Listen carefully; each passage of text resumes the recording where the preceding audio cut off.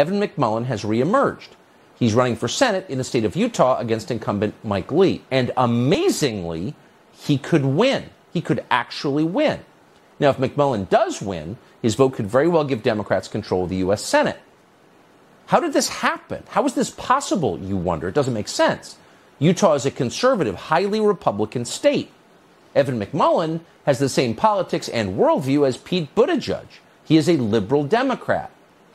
But he's not running as a liberal Democrat, and that's the key to his success this year. Evan McMullin is running instead as an independent, and many voters appear to be under the impression that he actually is independent. But he's not. That's a lie, a transparent lie. Evan McMullin is roughly as independent as Kamala Harris is. He's considerably less independent than, say, Ilhan Omar. Evan McMullin is anything but independent. He is entirely controlled and has always been. McMullin even uses the Democratic Party's fundraising platform, Act Blue. His campaign has paid nearly $2 million to Democratic Party consulting services in the last year alone. That would include Precision Strategies, co-founded by a Biden advisor. Other firms include Foundation Strategies, Blueprint Public Affairs, and KMM Strategy. These are all partisan Democratic Party firms. In politics, you pick a side in the consultants you hire. And Evan McMullin has picked his side, the Democratic side. Not surprisingly, the creepy liberals at the Lincoln Project, who lie for a living, are busy pretending that Evan McMullin is not one of them. Oh, no. Republicans, they write, Evan McMullin truly represents your values. Really? Which values are those? Does Evan McMullin oppose amnesty for illegal migrants?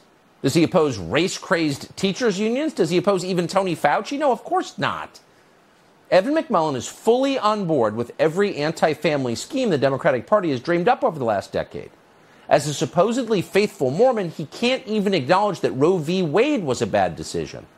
He is a neoliberal robot. There's nothing independent about him. Watch him read the Democratic Party's talking points, for example, on abortion. I am committed to the sanctity of life, but I think that means the lives of women. That means the lives of unborn, of course, and it means the lives of children. And I think we've got to take a more comprehensive approach to that. But just to be clear, you don't support overturning Roe v. Wade anymore as you did in 2016. I'm just trying to get clarity. I do not think that is the way for the country to move forward on this issue. You don't typically hear Mormons talk like that. And in fact, Evan McMullin, as you just heard suggested, did not used to talk like this. In fact, back in 2016, he denounced Donald Trump, the guy who would eventually get Roe v. Wade overturned, because he said Trump wasn't pro-life enough. I'm the only pro-life candidate in the race, McMullin wrote in 2016. 4 years later, after Trump successfully appointed several pro-life justices to the Supreme Court who overturned Roe v. Wade, McMullin has clarified what he means. He says pro-life.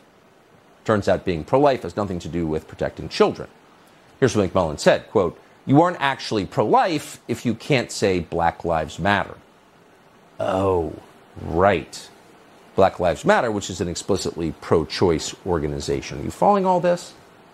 It doesn't make any sense. He's a liberal Democrat, and it'd be fine if he ran as one. Utah voters should know what they're voting for, and he should be honest about who he is. If you pay any attention at all to McMullin's last 3 years in, quote, public life, it's very obvious. In 2020, he endorsed Joe Biden because he cares about Republican values. Watch. For many, choosing between these two Americas will require us to do something we've never done before: crossing party lines to support a unifying presidential candidate of another party. I believe Joe to be an honorable patriot who's loyal to the Republic, and that's why I plan to put country over party, and in November, cast my vote for Joe.